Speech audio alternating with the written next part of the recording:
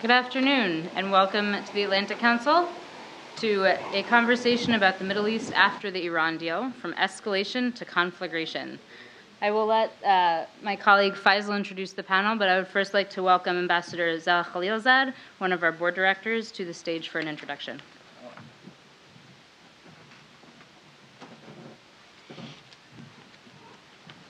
Thank you very much. It's a great honor to be here, a great pleasure. The subject of today's discussion is the regional dimension of the U.S. decision to withdraw from the nuclear agreement and the implications of it with regard to the region and how the region might react.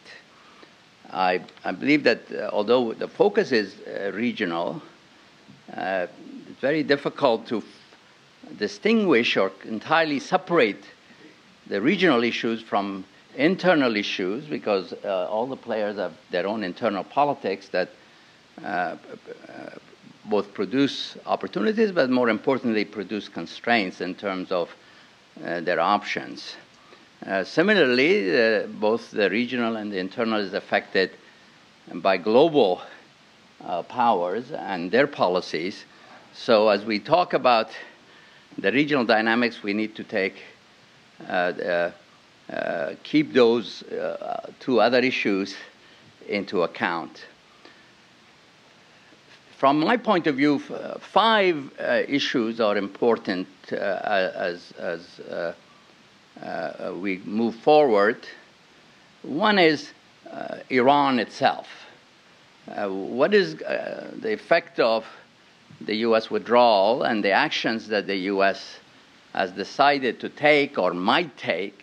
Today we heard a very ambitious statement by the Secretary of State in terms of objectives of the United States, and in very broad terms, some of the policies that the U.S. going to follow to achieve those objectives, but no doubt that the objectives were very demanding from Iran. How is Iran going to react to those, to the withdrawal and to the policies that would flow should it be pursued rigorously, what the Secretary of State said today? How is Iran going to react? Will Iran withdraw from the nuclear agreement and more aggressively pursue increased nuclear capabilities along the trajectory that it was before the agreement? At this point, there is a general sense that in the immediate future, that's unlikely. I'd be interesting to hear from colleagues who are going to speak, more experts than I, with regard to this issue. It looked like the Iranians are looking to the Europeans and maybe to the others as well for some compensatory measures to perhaps keep the deal going. It will make it easier for the United States in some ways in terms of pursuing the broader strategy that the Secretary of State outlined if Iran was to violate the agreement in some ways or to get out of the agreement altogether. It will make the job of bringing the allies together again, at least the Europeans, with us easier. Not simple, but easier.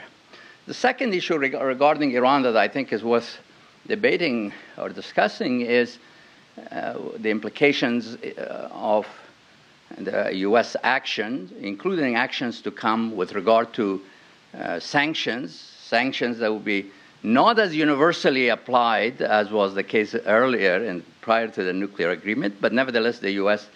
is in a strong position to do some sanctions that could be damaging to the Iranian economy. And we all know, those who follow Iran, that Iran's internal economic situation faces great challenges. You have to look at what's happened to Rial, to look at the some of the saving institutions that have gone under, to look at unemployment, especially youth unemployment, to look at a whole range of indicators in terms of the economy, that people's confidence in the management of the economy has suffered a great deal because people have lost their savings. Capital flight is a big problem. And getting foreigners to invest is going to be even more problematic going forward. And perhaps even getting Iranian private sector, whether emigre or even internal, is going to be much tougher in the current environment. So will the increased economic problems worsen domestic political issues? We've seen as a result of some of the developments of recent time an evolution inside Iran politically towards questioning whether reform, as represented by Mr. Rouhani and the foreign minister, has been successful or profitable, and whether there is a need for more fundamental change. In this domain, I would say, and I would like to have colleagues challenge it, question it, that a regime change in the near future looks unlikely. If anything, the actions that have been taken could strengthen the more hardline elements, their hold on power. Do experts who follow these things much more closely agree with that or not? And not only in terms of now, like in the next couple of months or the next 6 months, but if you play out what the U.S. With some of its regional allies, if not global allies, the steps they might take, what the effect could be inside Iran. And third is, related to Iran, is, okay, if it stays in the nuclear agreement, if hardliners get stronger and not weaker, then what's the Iranian regional policies are going to look like? Because that was very clear in the Secretary of State's statement as to the withdrawal from Syria, and you may have all heard clearly this speech. Is Iran going to double down with less resources available to it? Because we know that during the post-nuclear agreement, Iran's effort, if you look at the level of financial support for some of the forces that it's allied with and support, such as Hezbollah, increased. I read something this morning that prior to the nuclear agreement, the amount of money given to Hezbollah was $200 million a year. Since the nuclear agreement, it went up to $800 million. I don't know whether that data is correct or not. But what will the effect be? I'll come to what the U.S. might do in terms of if it's serious about what was said. Could the U.S. in turn make these ventures, these activities by Iran more expensive? How will it work with forces that it hasn't worked with as rigorously or as strongly compared to the past to increase the cost of such activity by Iran? During the last part of the Soviet Union, our containment policy against the Soviets included supporting a lot of opposition movements across the world in terms of the perception we had of Soviet expansion, and that to increase the cost to the Soviets so that you would recalibrate, adjust. And some would say some of those policies ultimately contributed to the demise of the Soviet Union. History will still have to judge that. We've only been a couple of decades or 3 decades away from that period, and with a lot of people arguing, yes, those policies of supporting opposition movements, resistance movements, as some call them, to the Soviets did play a role. So the other issue that I would think be worth thinking about, and colleagues should consider, is that how this will play, the dynamics regionally, how it might play out. Because we are as somebody wrote this morning in one of the papers I was reading, was saying that this factor, this big change in U.S. policy, is happening at a time that the region is really combustible almost. You have a lot of uncertainty, a lot of instability, conflict, potential for conflict already happening in this region. Look at the Iran, Syria, Israel dynamics. There has been actual military engagement between Iran and Israel, attacks. There is the fear that things could escalate there. The demand now by the U.S. for Iran to withdraw would mean, would we put more pressure on Iranian assets in Syria, on Iranian proxies or Iranian-supported forces that are there, for example, Hezbollah? Would we do that? Would Israel, which has said it will not allow Iran to consolidate a military presence, would the policy change significantly now in the light of if the U.S. does something? Will Israel do also something? It has been, while it has been seeking to deter Hezbollah from attacking Israel, it has been reluctant to take on Hezbollah in Syria. Will that change now? Will it become more aggressive? And from that interaction, could things escalate? Could it also ultimately, if things heat up, lead to an Iranian-Israel confrontation in a bigger way?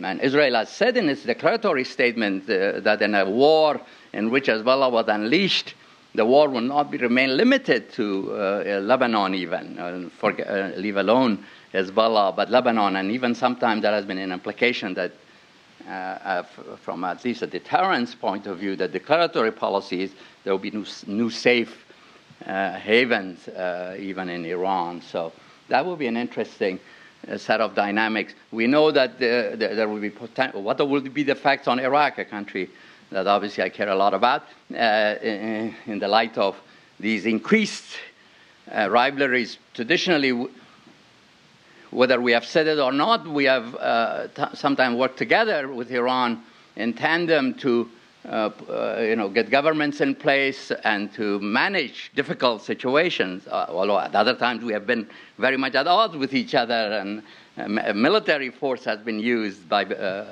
us directly, by Iran indirectly, to shape events negative towards each other.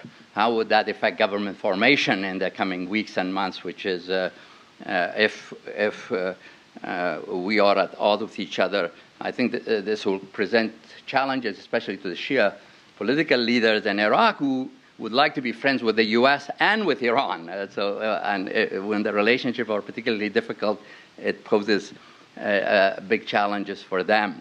And, of course, there could be implications or things happening elsewhere that could escalate. For example, the Palestinian situation is always combustible.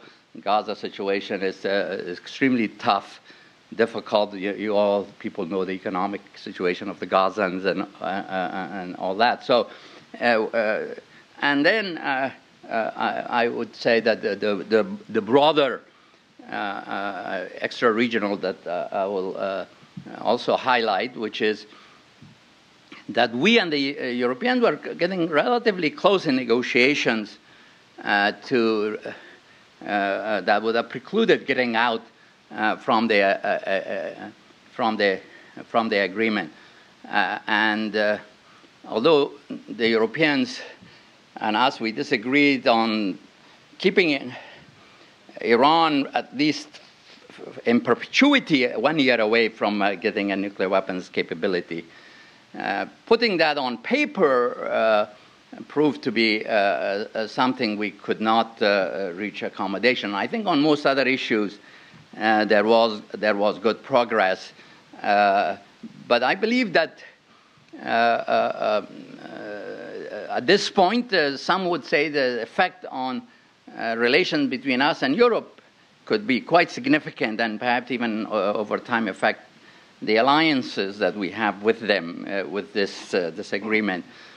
I would say that I disagree with that because the importance of Iran economically to Europe has been really exaggerated in terms of kind of the level of, in terms of trade, in terms of European investment. I think they have more trade with Kazakhstan than with Iran. So I would say that it's well, let me raise that question rather than giving my own bottom line, that it'd be interesting for our colleagues to say, will this agreement decrease cooperation, increase tensions or rivalry among Europeans, between Europeans and us, or is it going to be it is a temporary disagreement? We've had disagreements in the past on issues that were regarded as very important, like Iraq, for example. We very much disagreed with each other, even we disagreed with some of our regional allies, but we overcame that. So that's a question, but there's no doubt that Russia and China will try to take advantage of, and how might they take advantage of that is interesting, because of as we see in almost anywhere in the world, when there is something that affects the United States, and if there's opportunity for Russia or for China, they move energetically to take advantage of, and what might those be?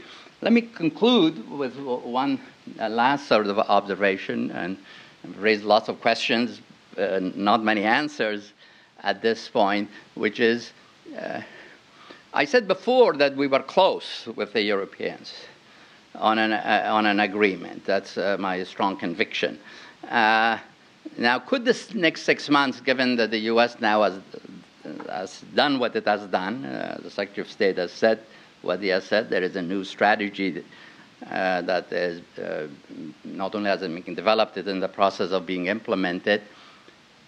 Can, before all the sanctions go into effect, which we have 180 days and all the required legislation and time given go into effect, is there still room for diplomacy to close that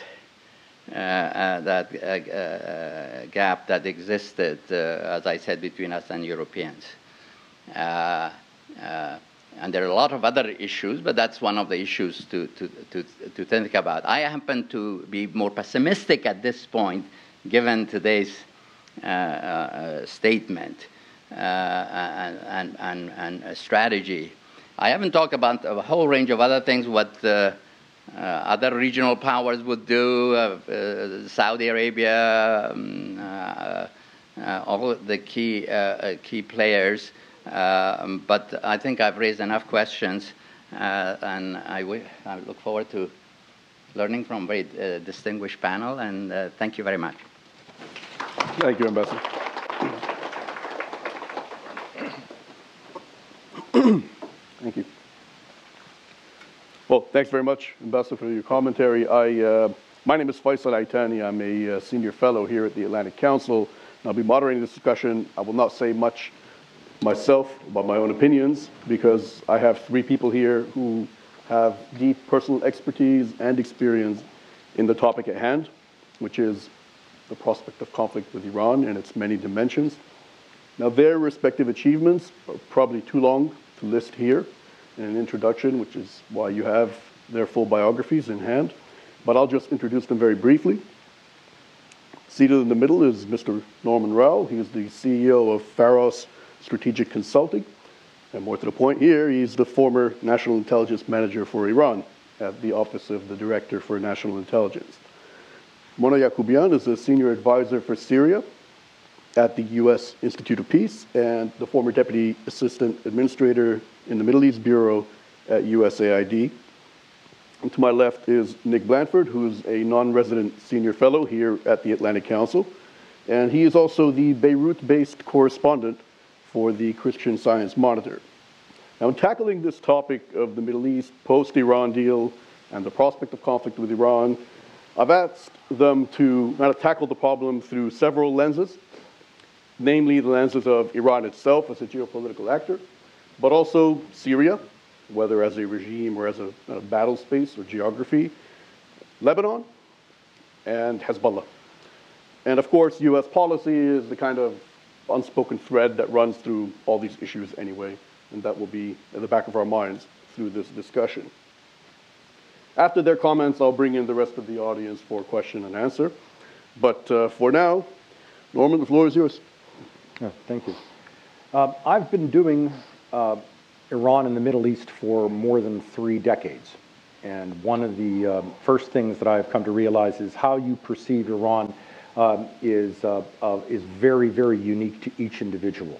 In the intelligence community, around the rank of GS-13, they pull you in and they smack you if you sound the least bit personal about an issue.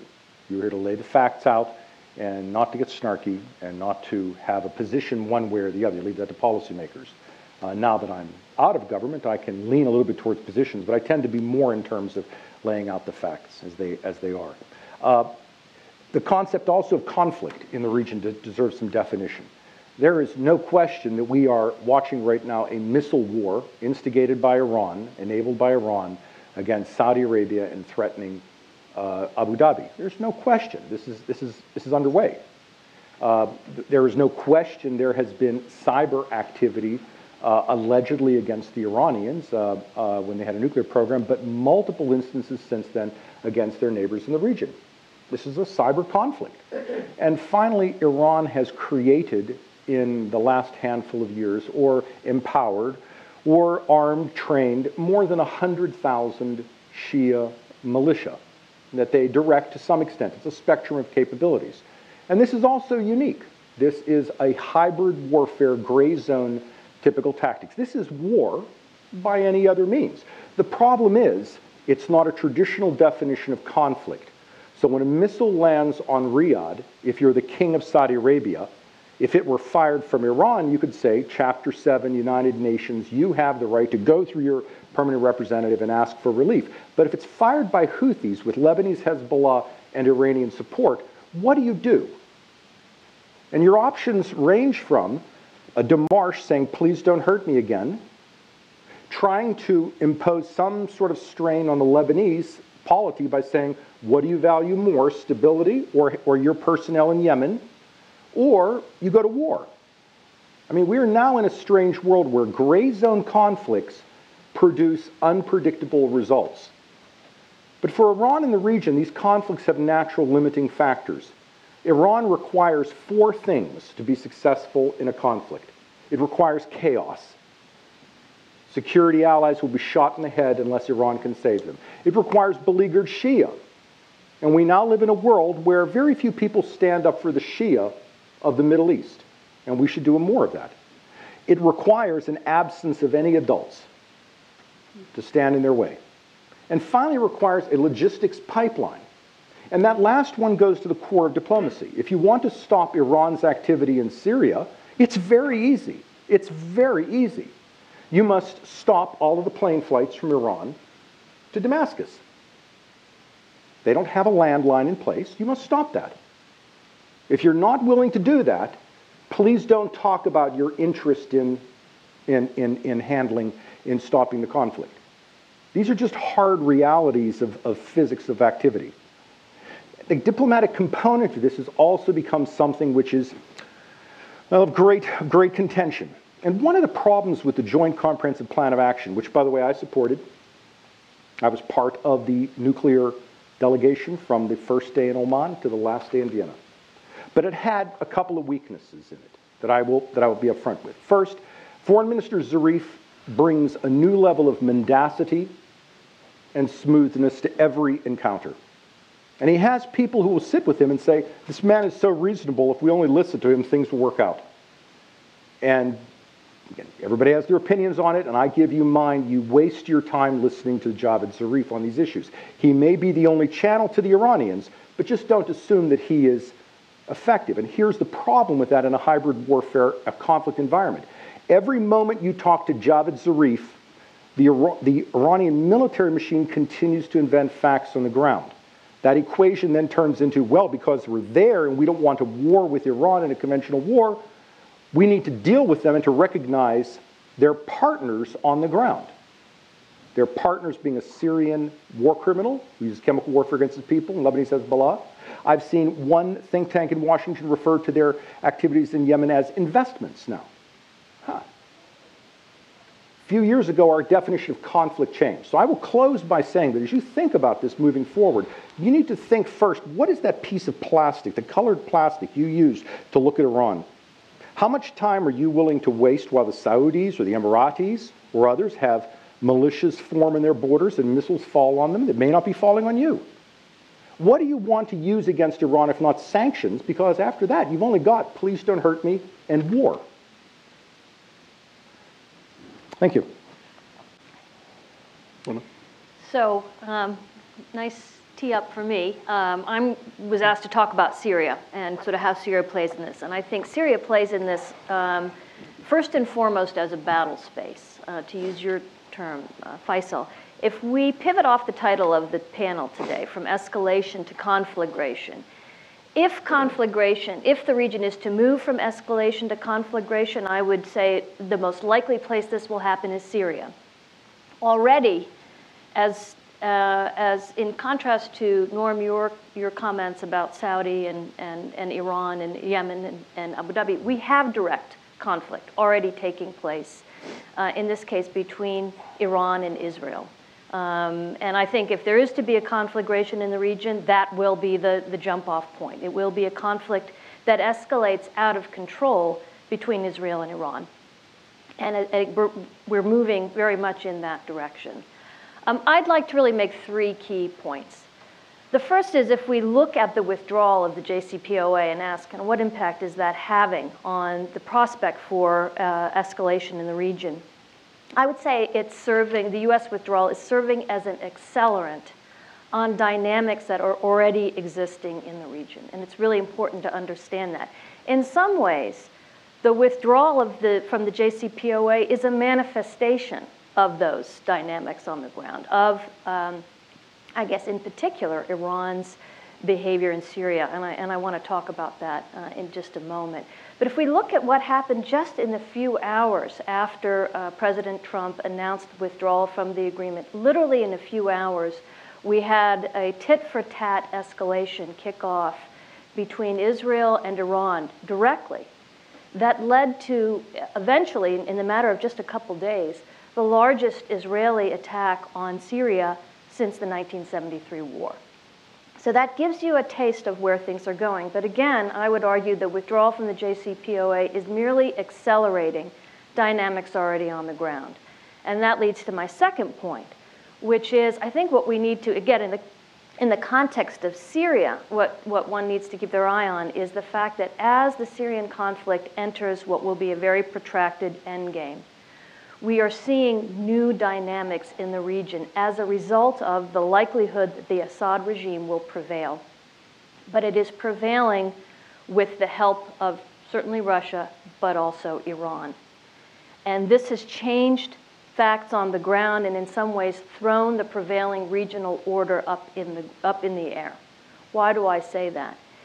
Because while there's been a long-standing alliance between Syria and Iran, it's really Iran's intervention in Syria following the uprising in 2011 and now a multifaceted and complex conflict in Syria that has caused Iran to deepen its involvement in Syria in ways that are unprecedented. Its military entrenchment in Syria, which is multifaceted. It has men on the ground militias, which Norm referred to. It is entrenched in Syrian bases, and there is also now a question about advanced weaponry, particularly precision-guided missiles, and concerns that Iran might be looking to construct facilities to produce those missiles in Syria or possibly in Lebanon. So this new order still has to play out, but it has been watched with increasing concern by Israel.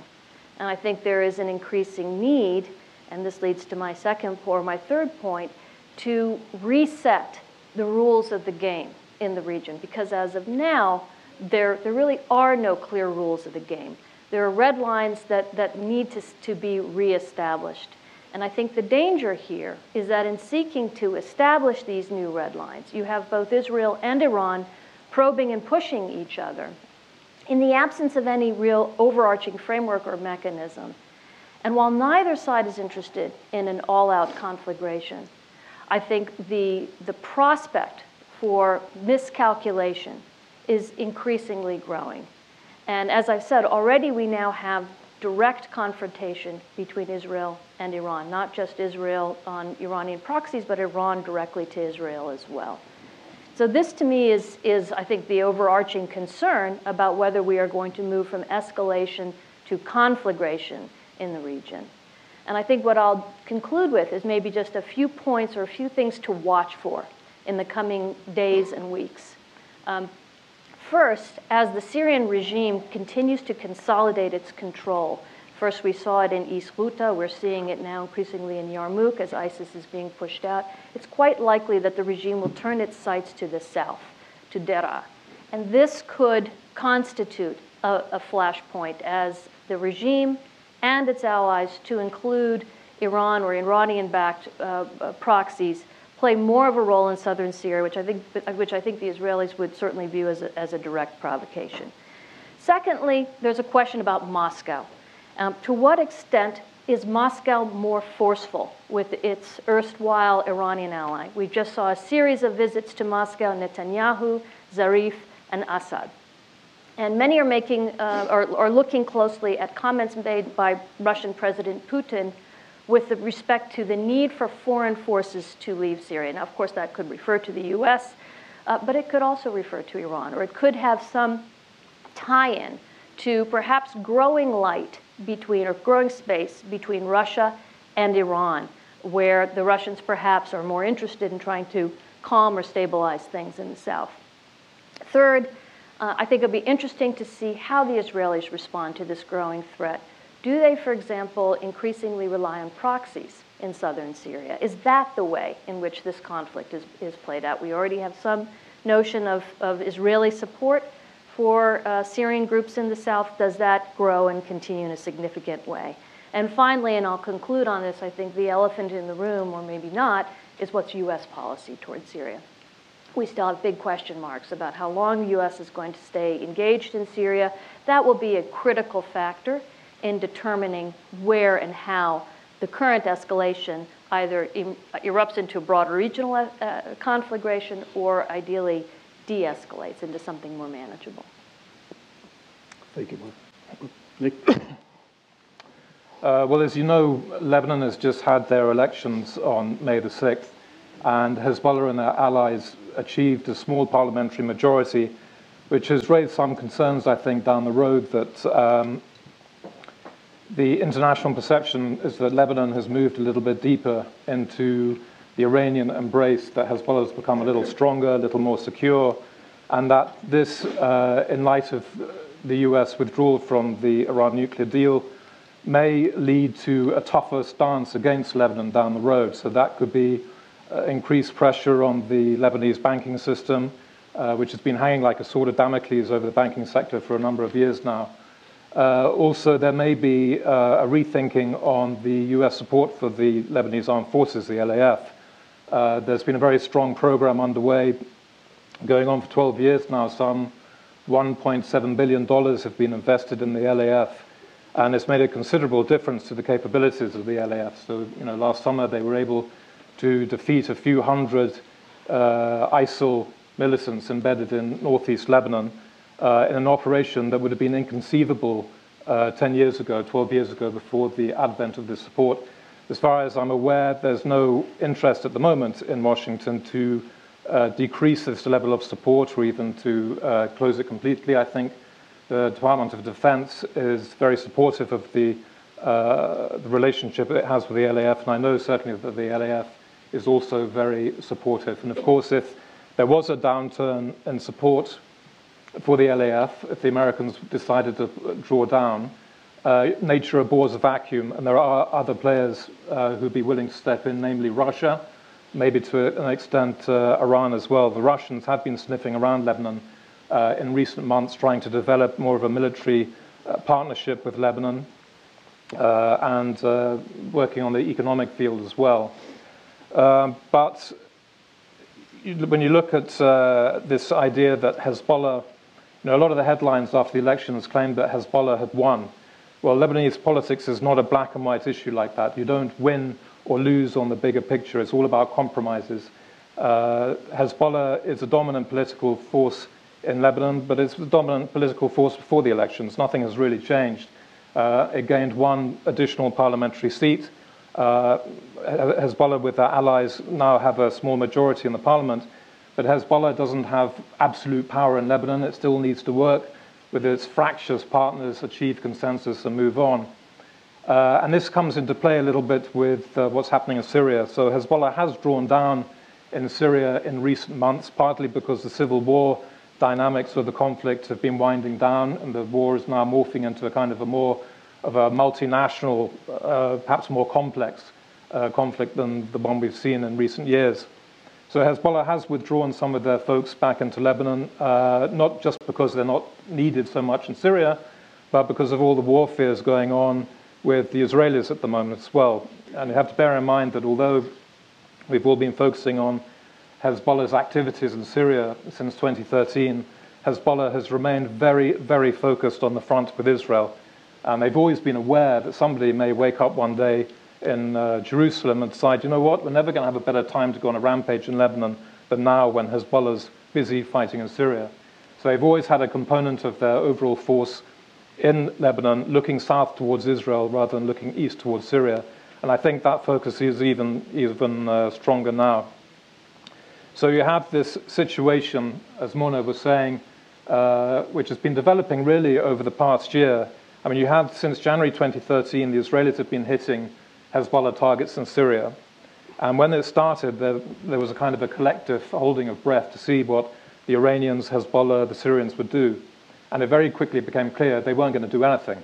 So the rules of the game were established for that first year from 2013. The Israelis could hit Hezbollah targets in Syria. The Hezbollah, the Syrians, the Iranians would turn a blind eye. When the Israelis hit a target inside Lebanon in February 2014, Hezbollah retaliated with a number of anonymous attacks in the Golan Heights, which culminated in the wounding of 4 soldiers. And this was a readjustment of the rules of the game. So the Israelis can hit Hezbollah targets in Syria. If you hit them in Lebanon, then Hezbollah will retaliate. Since then, since February 2014, the Israelis haven't hit inside Lebanon. But they have been grumbling over the last year about Hezbollah allegedly having some missile assembly plants in Lebanon, which has raised the possibility that they may try to adjust the rules of the game by attacking. So in the last year, we've had a slight change in this whole dynamics. Things have become a little bit more fluid. First of all, you had the arrival of the Trump administration, vows to roll back Iranian influence across the region, kind of a U-turn in the more sort of softer tone of the Obama era towards Iran. In April of last year, Syrian air defense started shooting back at Israeli jets. In September, the Israelis expanded their target set to start hitting Iranian facilities in Syria, along with the Hezbollah targets. And that has escalated quite dramatically, the scale and pace of these anti-Iranian airstrikes over the last 2-3 months. And of course, we've had an Israeli F-16 shot down. We've had an Iranian drone penetrating the Israeli-occupied Golan Heights and being shot down. And as Mona said, we had the big flare-up the other day with Iranian missiles heading towards the Golan Heights and the largest airstrikes by the Israelis since '73. My feeling is that, and I completely agree with Mona, that this is a very unpredictable and potentially extremely dangerous situation. But I think the players, all players at the moment, would prefer to keep this conflict, their clashes, to Syria rather than expand to Lebanon. One, because Lebanon, Hezbollah is already militarily entrenched in Lebanon, has been for a very long time. In Syria, this is new. The Iranians are in the process of entrenching, and clearly this is something that the Israelis want to stop. Secondly, Syria is a battle space anyway. It has been for a number of years now. And the clashes between the Israelis and the Iranians is really just one more dynamic in a conflict that's ravaged the country anyway. If you shift this over to Lebanon, and if Hezbollah, for instance, if the Iranians feel that they're on the back foot and they have no choice but to ignite the Lebanon front, then the conflict is going to get very big very quickly.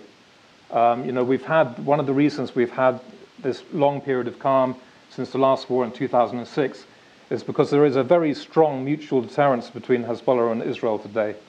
So we know that in the event of an all-out conflagration, Lebanon is going to get turned into a car park. There's no doubt about that. The Israelis have promised it, and I expect they would fulfill their promise. But by the same token, the Israeli domestic front is going to be hit harder than at any time since 1948.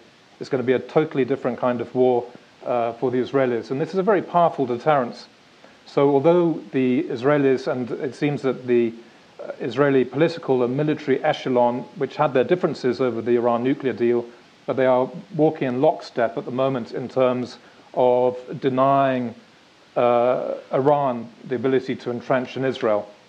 But, as I say, it looks like they're going to try to keep this as much as possible limited to the Syrian theater rather than expand it to Lebanon because of the consequences of a broader conflagration on anyone. But again, as Mona said, this is a very unstable situation. I've been knocking around in Lebanon and watching this conflict dynamics between Hezbollah and Israel going back to the 1990s, and how you watch a small escalation can very quickly spread out of control. And if you have something like that happening in Syria, it could very easily spread to Lebanon before either side can dial it back, which would be a disaster for everybody. I'll stop there on that cheery note. Yes, thank you. No, actually, I'll move immediately to the audience for Q&A. If you'd raise your hand, somebody will bring a microphone to you. Please do give your name and affiliation, and feel free to direct your question to one or more of our speakers. Ma'am?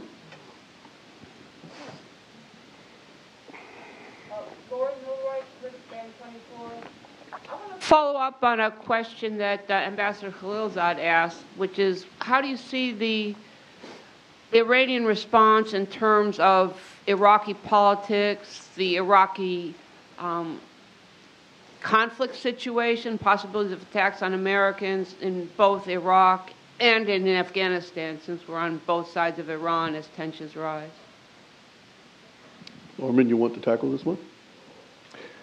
Iran requires a compliant, weak, but not collapsing Iraq.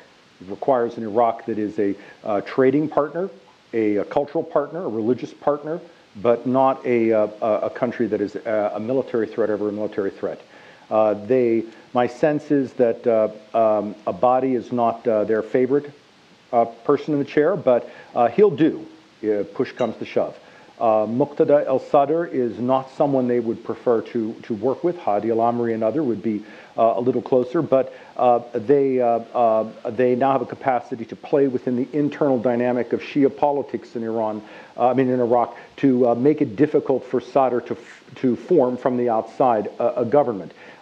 Moving to the Kurds in general, the Iranians have a complicated history with the Kurds. If you are in PUK territory, traditional PUK territory, you're next to Iran. That's a very dangerous area. The Iranians have a long history of sending personnel across that border to kill people they don't like.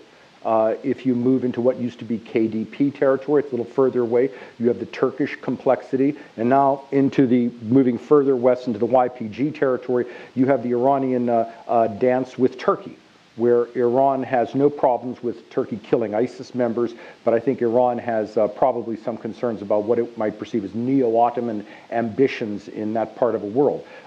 Iran is not interested in a Kurdish nation. It would oppose that. It is not interested in a Kurdish polity that anybody could strengthen its own Kurdish minority, but it needs to have a good working relationship with the Kurds so that it can exploit their geopolitical and security and oil benefits. Barbara? Thanks, Barbara Slavin from the Atlantic Council. Thanks, guys. If all of you could address the question of why Iran needs to keep so many personnel in Syria. Assad's doing better, consolidating power. can you envision a significant drawdown of both Iranian and affiliated Shia personnel in the next few months? I mean, I think it's a bit of a catch-22, because part of the reason Assad is doing so well and has been able to consolidate control is because of his reliance on Iranian-sponsored militias on the ground to help take and hold territory. I mean, this has been a critical factor, really going back to when Hezbollah first engaged, and I know Nick is far better placed to talk about that, but we've seen that the Syrian armed forces have limited capacity, and there are big questions about command and control, even within those forces. And so, frankly, it's hard to envision the Assad regime being able to maintain and consolidate its control in the absence of these forces on the ground. And of course, and Norm may want to speak to this, but of course, Iran too has its incentives. It's made this investment and at great cost, and maybe that's a double-edged sword. Perhaps there's pressure domestically in Iran that will come to bear, but at the same time it appears that Iran is bound and determined to exploit, quite frankly, the fruits of its decision to intervene in such a significant way strategically in Syria, in a way that really is unprecedented and in no way matches what the relationship looked like prior to 2011. I would agree. I mean, the war is not over in Syria, so the Iranian forces and their various proxy allies are required. The Syrian army is still very weak. I mean, clearly they've been clawing back territory with increasing success in recent months, over the last year or so, but you still have the southwest to deal with, down to Deraa. You still have the Idlib province, and the Idlib province has become a kind of a repository of, of all the various militants who've cut deals elsewhere and been dumped there, but at some point they have to be presumably dealt with. But also, Iran has a strategic ambition beyond just preserving the Assad regime, but to develop a military presence there. And as long ago as 2014, when Hezbollah and the regime had a larger percentage of the Golan Heights under their control, Hezbollah was digging. They were bunker building. They were preparing for future. They were replicating a little bit what they had built along the Blue Line in South Lebanon, along the Lebanon-Israel border between 2000 and 2006. And if you may recall, in January 2015, when the IRGC general was killed along with 6 Hezbollah guys, they were inspecting the facilities at the time. They subsequently lost ground in fighting, but the ambition, the goal is still there. So I think that irrespective of the call by Putin the other day that all foreign forces should withdraw from Syria, I don't see the Iranians and their allies withdrawing anytime soon at all. And that could, in fact, become a source of friction down the road. Just before this meeting, I had my colleague in Beirut sent me a message saying that yesterday there were clashes between Hezbollah fighters and the 4th Armored Division soldiers near Homs. And it is a symptom of the growing tensions on the ground between some of the Iran-backed forces and the Syrian regular forces as well. So that'll be something to watch out for, I think, in the future. Fascinating. Yes, sir.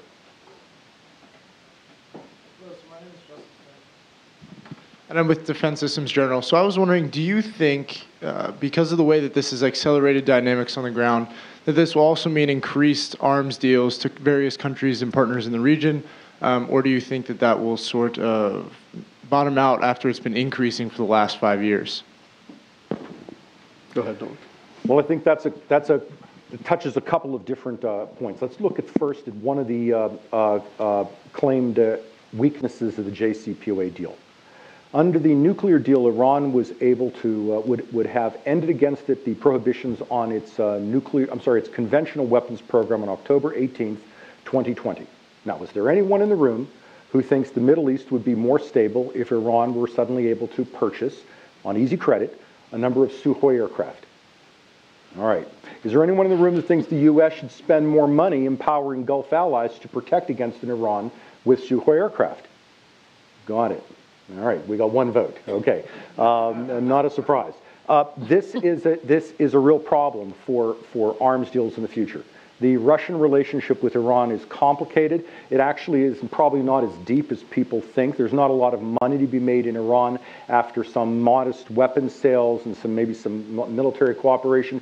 Syria is mainly a pile of rubble with a modest amount of hydrocarbons. There's not a lot of money there either, but there's a lot of money to be made in weapons sales in the Gulf, in Egypt, and perhaps a little bit in Lebanon and other countries.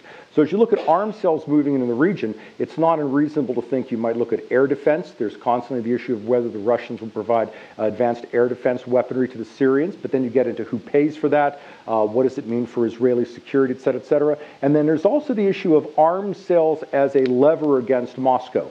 Sooner or later, someone's going to have a conversation, which I'm sure they've had already, to say to President Putin, your economy is only slightly stronger than that of Iran. Where do you want to make money in the future? In the Gulf or in Iran itself? And it's not actually a hard conversation.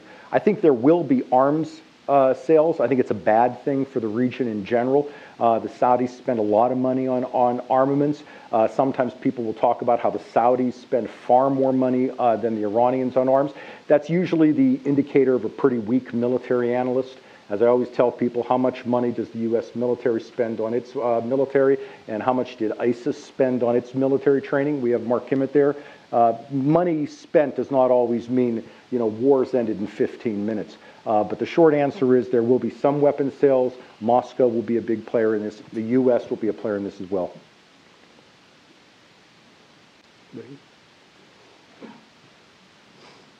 I'm Ibrahim Hamidi. I'm a Syrian journalist. My question actually is to Mona.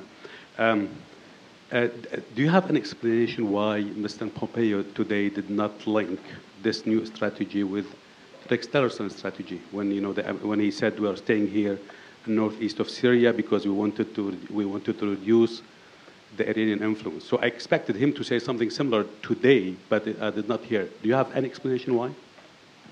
I can't speak for Secretary Pompeo. I mean, to me, it's not clear how the U.S. is thinking about its strategy overall going forward.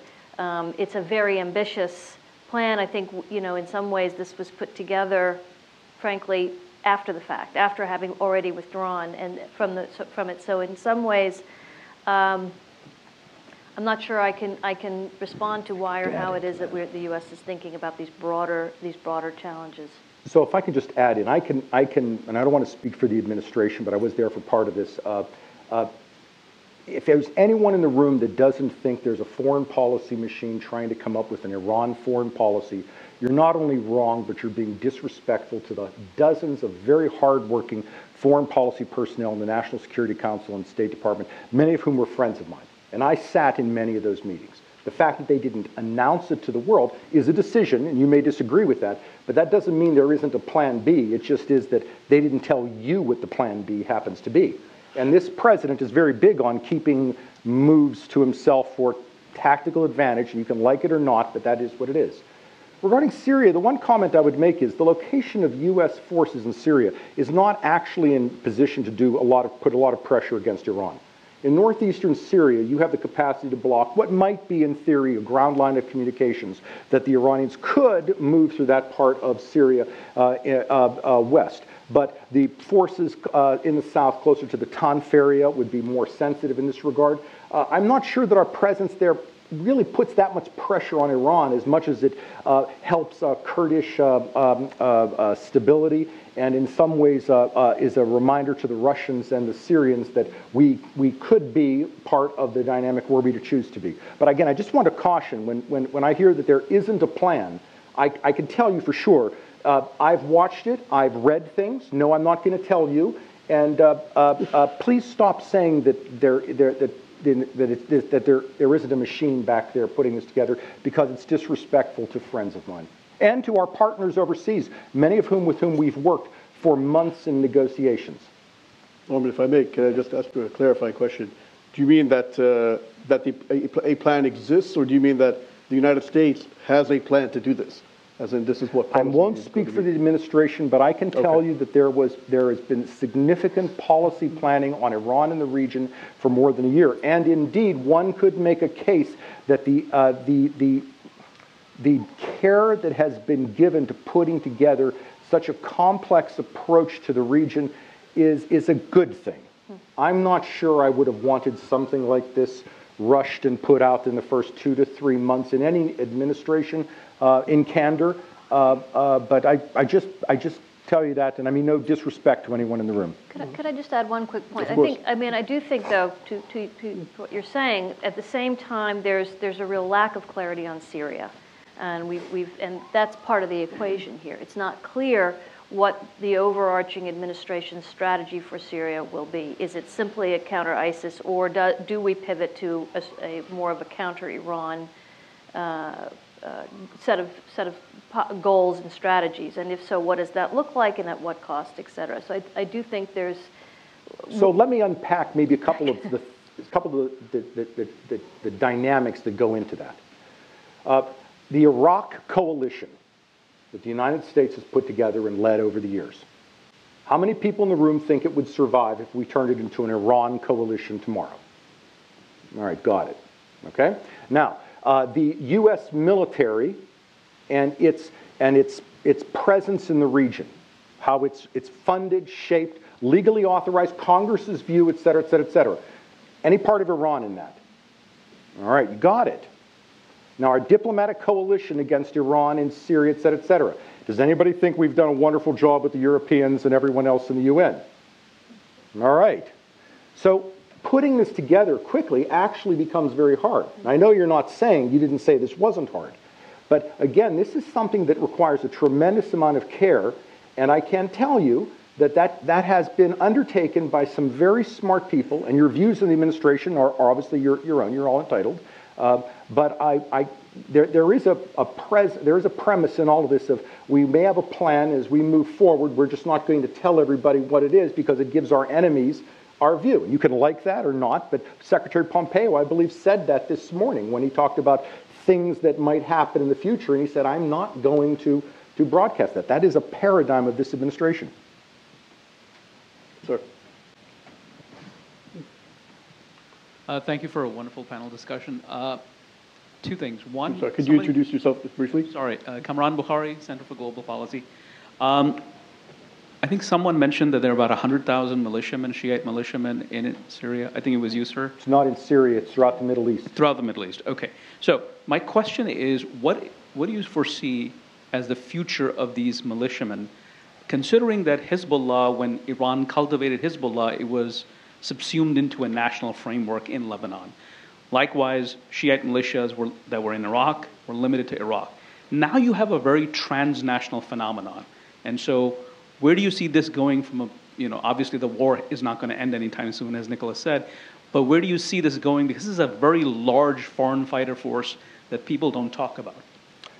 Well, this is actually an easy answer and a hard answer. Wherever Iran works, it employs what I call a cookie-cutter approach. Different dough, different baking times, but it's the same cookie-cutter approach. The same type of training, the same type of personnel, the same type of whole of government involvement, and the same type of capacity that ends up with a body that plays a political role in a government. You have not just Lebanese Hezbollah, but Kataib Hezbollah. You have the Houthis. Again, a different flavor, a different baking time, but it's moving there as well. People will often say there is a rivalry between Saudi Arabia and Iran in the Middle East, and that's false. The Saudis have never attempted to control the internal polities of regional states, at least not for maybe since the 1920s, the way that the Iranians are doing today. At the same time, the Iranians are unable to effectively compete in this arena unless they have that dynamic as part of their hybrid war, their gray zone work. Napoleon used to say you can do anything with a bayonet except sit on it. Kataib Hezbollah, Barbara, you can get in a moment. Kataib Hezbollah, does anybody anticipate that it will give up its weapons at the end of the next elections? If not, what would you do if you're the Kuwaiti government for your border or the Saudi government? So there are about 20 plus groups the Iranians work with right now, and they will likely become some sort of political identities in a militant fashion pro-Iran, and that's very unique in the region. Oh, Well, actually, this is a good question to ask her, because I believe, yes, we don't see it because we don't have people on the ground, but she may disagree. We don't see Iran doing this on the ground. No, well, I mean, first, I would push back a little bit on your characterization of the Saudis. I mean, let's not forget the basically the Hariri, the attempt to force Prime Minister Hariri. That's not a proxy group. I said they don't create proxy groups. Well, I'm not going to get into it. They certainly. I mean, this is not a discussion about Iran versus Saudi in my mind, but the Saudis too use various levers to try and influence. Sure. I have a hard time seeing or understanding how these Iranian-supported militias withdraw from Syria, again, based on what I had just said. Another point we have to bear in mind, there has been demographic re-engineering going on in Syria. There have been population swaps and attempts to sort of recreate or create a new Syria that will be more, well, I wouldn't put it quite that... More pure is the word. Well, I think more manipulable by this Assad regime, and in a way to help the Assad regime continue to consolidate its control. Presumably, these militias may perhaps play a role in helping to sort of establish those new facts on the ground, if you will. But I think the Syrian conflict is a long way from being over. So I think those groups are there to stay, at least for the foreseeable Could I ask future. which groups we're talking about? Because the Iraqi groups tend to move in and out. So they get hard skills. They go to summer camp in Syria, and they come home. You have the Afghans who are there because it's a long walk to Kandahar. You have Lebanese Hezbollah, in and out. Is it your sense that the Afghans will stay? Well, I think the status quo as we see it today, whether it's in and out or in, I don't see Hezbollah withdrawing anytime soon from Syria, though they may want to. They may feel that they are overstretched, but I don't see that happening. Nick may have a comment. All I'm saying is that the status quo that we see today, I think, is going to prevail for some time in Syria, and that means, yes, a mishmash of Shia militia and others on the ground. And this is part of the reason this country is going to be so very, very difficult to stabilize, and why I think we're going to see conflict evolve and continue in Syria for some time to come. After I get my thought from Nick. No, I was just going to say that you have different grades of quality in terms of the Shia militias that are working with Iranians. And if you look maybe from the ground level, they have the Pakistani recruits and the Afghan recruits, whose discipline may not be that great, whose fighting skills may not be that great in the context of the Syria war. Then you go all the way up to Hezbollah, which is the most formidable non-state military actor in the world. It's become the greatest enabler of Iranian power projection across the Middle East. And it's active in 3.5 fronts. If Lebanon is a half front, obviously they're fighting in Syria. They've been playing a role since 2014 in Iraq, but very much in an advisory capacity, helping with training, communications, intelligence planning, and so on. And they're playing a similar role. Incidentally, I mean, the Hezbollah's leadership, of course, is admitted to the presence in Syria. They've admitted to the presence in Iraq. Nasrallah recently said that they may pull their guys out of Iraq now that the threat of Daesh has gone down. They continue to deny that they have a role in Yemen, but they are there in Yemen. It's just very hard for Nasrallah to justify why their guys are in Yemen in a Lebanese context. So we're in Syria because we have to defend Lebanon from the Takfiri threat. We have to protect Assad because he's the backbone of resistance against Israel and Western ambitions in the Middle East.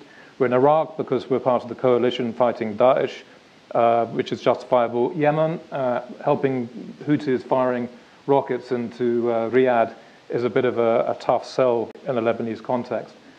But yeah, I think Hezbollah is going to stay in Syria. I think they will have a role, even if things quieten down in the future. I mean, one of the things I've been speculating about is they may even have a role one day in helping retrain a new Syrian army. It's quite hard to see the Assad regime going back to the old kind of Soviet-era doctrine of mass armored columns and reliance on tanks and the like, when they could adopt perhaps, and this is very speculative, but they might adopt something along the lines of Hezbollah, where you put greater investment in air defense, ballistic missiles, anti-armor weaponry, and so on, which would pose more of a threat to Israel than trying to replicate the kind of armored divisions that they had before.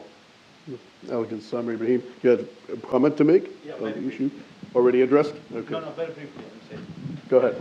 Yeah, very briefly, and just worth noting, in addition to the Afghani, Pakistani, Hezbollah, Iraqi militias, the Iranians started recently to recruit and to establish Sunni militias, especially in northeast of Syria, led and organized by Sunni tribal leaders. Well, Iran has a deep history of working with Sunni partners, not just the Afghanistan, the Taliban, some elements of the Taliban, but of course Hamas and the Palestine Islamic Jihad. One of the great concerns is with the removal of Khalid Mishal from the scene that perhaps a Syrian-Gaza rapprochement would be possible, which would make it much easier for the Iranians to reestablish a training, funding, and equipping center in Damascus for Palestinians from Gaza to support other Sunnis. Joy Nasser from the Center for Non-Proliferation Studies. And I wanted to ask about what this withdrawal might mean for greater cooperation between Israel and Saudi Arabia. There was already some kind of communication and approachment before this withdrawal over the past year, and I can see that this withdrawal might put them both on the same side, even more so, especially in countering Hezbollah and Iran in the region.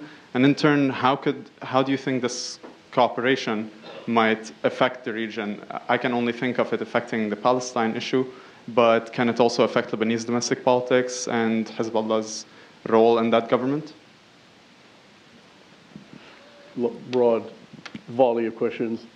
When you look at Israeli-Saudi cooperation, which is often discussed in the papers or talked about as former seniors meeting at conferences, you see a level of discourse which has been growing over the years.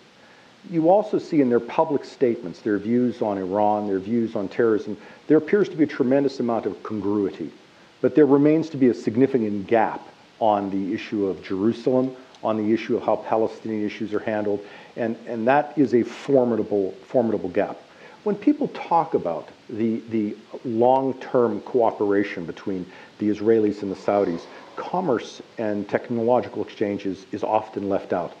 When you look at the great Saudi experiment, and you can have your views on Saudi Arabia, which fall in different ways, but I'm a great supporter of the Saudi modernization effort, and I'm talking about a campaign, I'm not talking about people. If you look at the Red Sea corridor development and its capacity for economic improvement for Eastern Africa, for Egypt, and as well as for Saudi Arabia, and the need, therefore, to ensure that Iran does not dominate the Bab el-Mandab, you recognize the need for Israel to play a role in security and perhaps in technology for the north end of this. That would enable both Palestine and Jordan to cooperate. Jordan is eager to participate in this Red Sea corridor. I could see at some point down the line through intermediary companies perhaps some sort of commercial exchange, but that will have to be handled carefully. What about political cooperation on the issue of Hezbollah and countering Iranian influence in Syria? I think they have identical positions. They just don't need to meet in the same room and hug as they talk about it. Rob.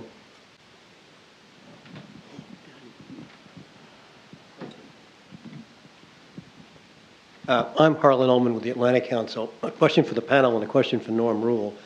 How does Iran react to the Pompeo speech, short-term, long-term? Your best guesses. Well, short-term. And for Norm, let me finish. And for you, Norm, about Plan B.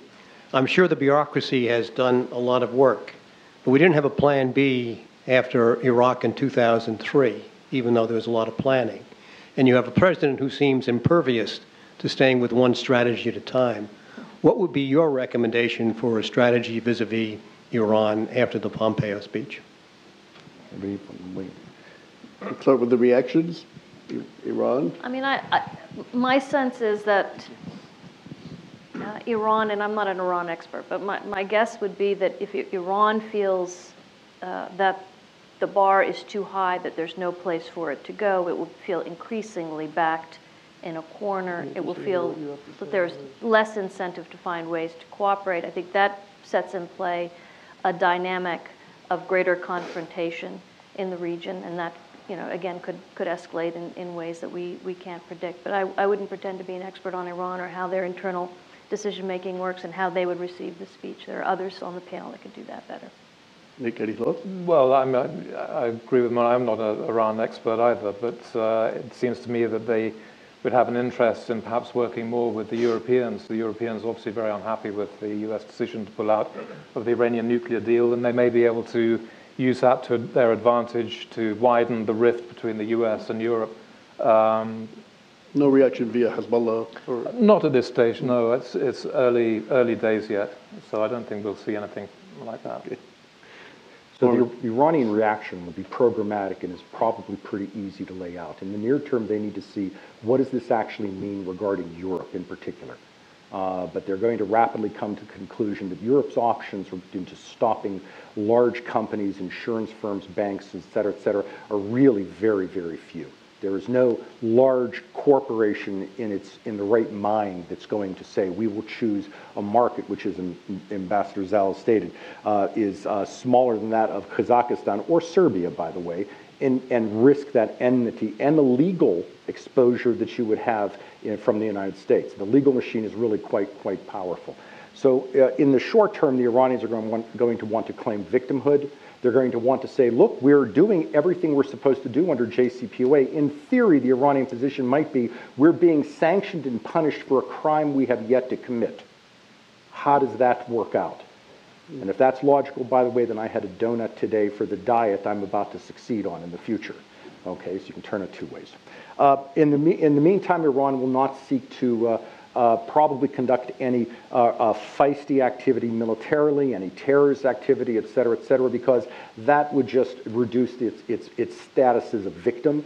It's going to do everything it can to drive a wedge between the United States and Europe, and most specifically, they will ask for what are called guarantees. And it's a fun word, guarantees, because in essence, when Iran asks for guarantees, what they say is, in exchange for the nuclear agreement, you will never sanction us with insurance, touch our banks, or touch our oil revenue. Well, if you take those away as potential sanctions tools, you don't have a lot left. So it's the equivalent of saying to someone, in exchange for letting you out of jail for one large crime, you can conduct any conceivable crime on the planet, and all we have left are $500 fines. So the Iranians, with the foreign minister, will push for these guarantees in the next 2 to 3 months, and they won't get them because of the nature of the sanctions regime as it rolls out. Now, once you leave that, for Iran, they have two other priorities: regime stability. And for the hardliners, you'll often hear people say, well, this just drives Rouhani further into the hardliner camp, or this makes Rouhani weaker. Well, Rouhani's been president for 5 years. How are we doing on Lebanese Hezbollah, missiles in the region, Iran's presence in Yemen, number of American detainees, the cyber attacks on Saudi Arabia? I'm not being snarky here. I'm saying for the things that really matter for security interests of the region, you've got to ask what you're going to lose. Is he a break at all? And that's a question. So the question then becomes, well, what does it mean for the hardliners? Do they want less money? Do you think the hardliners didn't see the unrest in January? That they didn't note Qasem Soleimani's picture was being torn down and set aflame? So they need to have political stability. That requires economic stability. That requires a flow of oil, trade, banking, and insurance relationships. So they want to keep that going. Two other quick points. I would start to worry if I were Lebanese Hezbollah. Wars are expensive, and Iran has only so much money to give out. And they will tighten belts in certain places. But weapons are usually cheap. You can pull that off a shelf somewhere. You don't need to create any specialized weaponry for these people. These are old rifles, and training, that's, getting guys to do push-ups. Not that I know much about it, but push-ups aren't very hard, aren't very expensive either. But you can expect less cash to go to surrogates, I think, in the future. And the strategy you could pursue? Work with the Europeans. We must work with the Europeans. But at the same time, working with the Europeans doesn't mean that we accept we need to have further conversations with Iran's foreign ministry. Because there tends to be a cycle here that says, we've had a conversation with the Iranians, and they have said how tough it is against the hardliners, and if only we were to give some more concessions, that they would be able to slow things down, and then things develop on the ground, and then we say, well, that's on the ground, and that's a reality we must accept. You can disagree or agree with the Trump administration's positions, but it's a hard fact. He came in stating he hated the deal. He came in stating that he wanted to see changes made in the deal. On October 13th, he gave a speech Not a lot happened. You have an awful lot of people saying that there are massive programs, four pillar deals. Macron came here for 3 days. Merkel came for 3 hours, which I think says something about French style and German efficiency. And then you have the British coming in periodically. But in the end, did it really produce something that you think would have pushed Iran back in the region? And if it just had to do with more sanctions against minor officials, that's not going to promote the debate which is required into Tehran, which simply is, what do we want more? Internal stability and the survival of the Islamic Republic, or a presence in Yemen? That's what I think that's what we all want, and we just like them to fall here. Gentleman in the back. John Aviator, American Task Force for Lebanon. Question for all of you, and also, Faysal, if you want to jump in. One of the claims being made about Iran's strategy in the region is this pipeline, conflict pipeline from Iran to Lebanon, northern route, southern route. John, in particular, how real is this, or is this another reason that people want to create suspicion about any kind of Iranian activities in the region?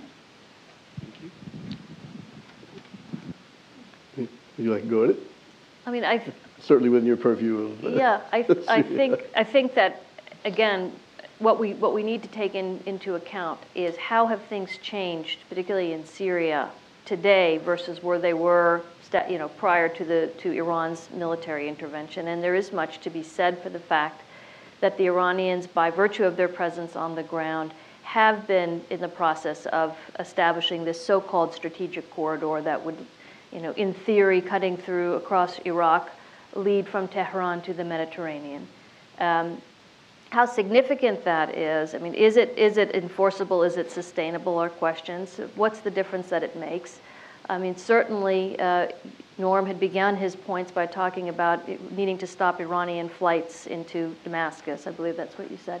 Well, obviously, if there's a land corridor, if Iran is entrenched on the ground in Syria, that is a far more difficult challenge and far more difficult to counter. And so I think in that sense, this is a significant shift. But again, the question I would raise is, how sustainable is it? How enforceable? To what extent does Iran have this sort of continuous access as a strategic corridor, crossing Iraq and crossing Syria and leading it to Damascus and beyond to the Mediterranean? I think those are important questions.